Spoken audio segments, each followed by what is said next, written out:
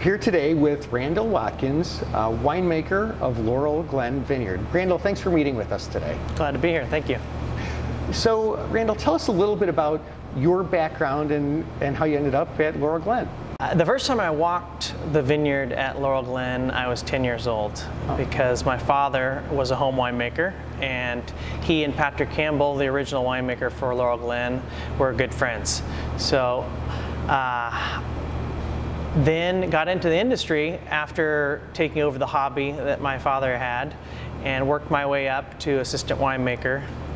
And then at that point I decided I wanted to get a degree in enology, the science of winemaking. So I went back to school and got a master's in enology, and then became the head winemaker at several wineries in Sonoma, and I've worked in Napa and Chile as well.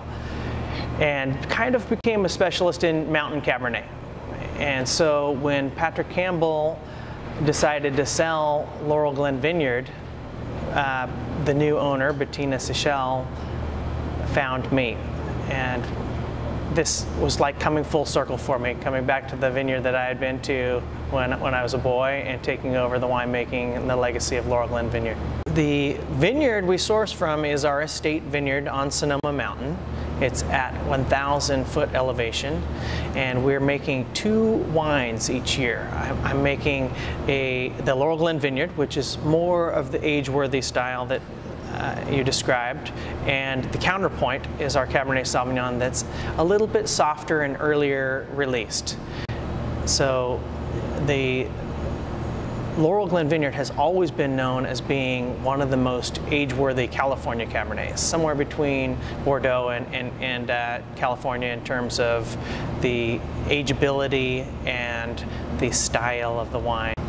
Wow. Can you tell us a little bit about your winemaking process and what you do differently than others? So the estate vineyard, it was planted in the 60s, and so we have a lot of old vines there that have really come into balance, and the style is really dictated from the site. The site is an east-facing slope on Sonoma Mountain, 1,000 foot elevation, and we're getting a lot of hours of ripening in the morning and midday. And then when the sun is going in the hottest afternoon, it's more of a diffuse light, an indirect light, so it's not cooking the fruit.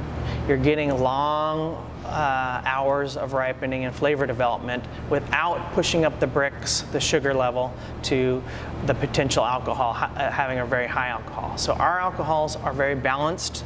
The natural grape acidity is very fresh, and that makes for a more age-worthy Cabernet. The site is dictating it. If you have a hotter site, then the sugar is often going up faster than the flavor development. And so if you're picking at optimum flavor, then the sugar is so high that the tannin is not staying in balance, and the acidity is gone.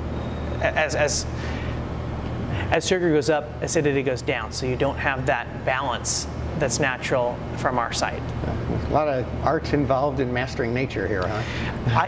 Definitely art is an important part of it. I think having the smell and the taste and the blending, but also understanding the science side of it, which is very interesting for me. And I'm also able to do a lot of physical labor, you know, with hauling the hoses around and rolling the barrels, and so I get a lot of different components, walking outside in a beautiful place on Sonoma Mountain and then getting to share the wine with friends. So it's a really awesome industry to be in. Well, the winemaking process, we're doing hand picking of the grapes. I also do a selection in the vineyard of the best looking fruit. And when it comes to the winery, then I'll do hand sorting on a conveyor belt. After the destimmer, we're not crushing the fruit, the berries are even further sorted on the berry sorting section of the crusher. And then after that, we'll gently pour the grapes over the top of open top fermentation vessels, stainless steel tanks. And I'm doing a lot of old style winemaking without using a lot of pumping. So we're pouring it into the tanks, and then during the fermentation, once the yeast start eating the sugar and converting it into alcohol, the skins rise to the top. And I'm using the old method of punching down by hand, which it's more labor intensive, but I think it targets the elegance of the skins and less of the bitterness of the seeds that sink to the bottom. And then I will also use some gentle irrigations of the cap. Oh, and then I keep the press separate from the free run. At the end of the fermentation, the wine that drains freely from the skins is called the free run. I keep that separate, and then I'll jump into the tank, dig out the skins, and put it into the press, and that press wine will go to a different fraction. Oh, and what do you use the pressed wine for? Well, the Laurel Glen Vineyard is typically 100% free run.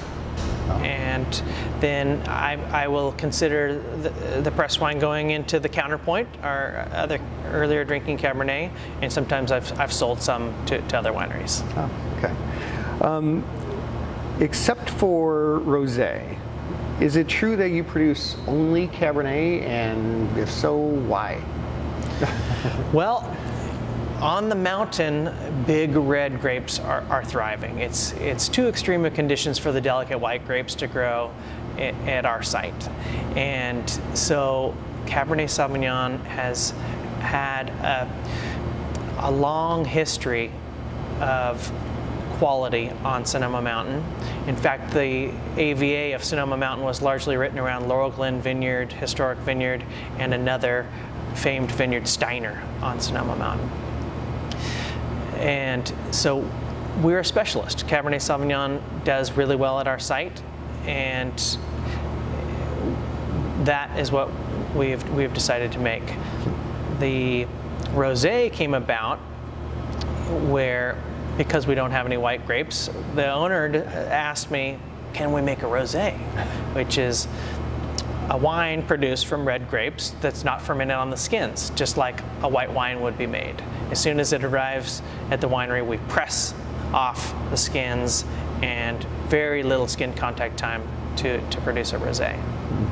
So the rosé is made from the Cabernet grapes? It is half from the Cabernet Sauvignon grapes and half from the ancient vines that have been there since the 1880s. Wow. Some of which I don't even know what varietal they are. And we call it the Crazy Old Vines rosé. And they are gnarly, really cool vines from the 1880s. Wow. Speaking of rosé, can you describe yours and some of the possible food pairings that might work with your rosé? Sure. So, well, rosé is not a varietal, of course, but it can be made from many different ones, and we chose what we had at our vineyard. I pick it and keep the grapes very cool. The entire time after pressing, I keep the juice at about 58 degrees. That's quite cool for a fermentation, and it retains the freshness and the aromatics. And the wine is also quite lively. It has a real crispness to the acidity, and almost an effervescence to it that really enlivens your mouth when you have it in there. It pairs very versatilely. Rosé can go with a number of different foods. I particularly like it with different fish, salmon. It is great with chicken and any types of salad or pasta. The 2015 vintage is just underway, of course. So tell us a little bit about that. So far, is it off to a typical growing season? 2015 is not typical. We had a very warm winter, and so the vines thought it was time to pop out, and so we had bud break about 4 weeks earlier than a normal vintage. And then the spring was very cool for California, much cooler than a normal year, and that slowed the vines down. And at the time when we were flowering, it did occur a few weeks early, but the flowering occurred over a longer period of time. If it had been hot weather, it would have gone very quickly, but because it was such a cool spring, flowering was slow and long. So at this point, I think it's back to normal, where we were 4 weeks early. Now we might be 1 week earlier than a normal vintage. Randall, thank you so much for meeting with us. I really enjoyed the interview, and good luck.